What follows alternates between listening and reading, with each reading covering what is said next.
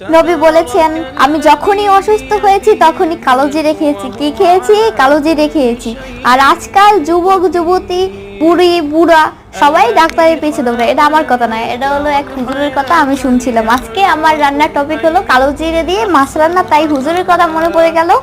প্রথমে মাছগুলো ভেজে তুলে নিয়েছি, এখন ওই তেলেই দিয়ে দিচ্ছি কালো জিরে ও পেঁয়াজ। পেঁয়াজগুলো লাল লাল ভাজা হয়ে গেলে একে একে দিয়ে দিচ্ছি জিরে বাটা, আদা বাটা, হলুদ গুঁড়ো, অল্প মরিচ গুঁড়ো দিয়ে অল্প জল দিয়ে ভালো করে কষিয়ে নিয়েছি। পর্যায়ে দিয়ে দেব পরিমাণ মতো ঝোলের জন্য জল। জলটা ফুটে উঠলে পরে কালো জিরেটা দিয়ে দেব, তারপর মাছগুলো দিয়ে দেব, একটু টানিয়ে নামিয়ে নেব।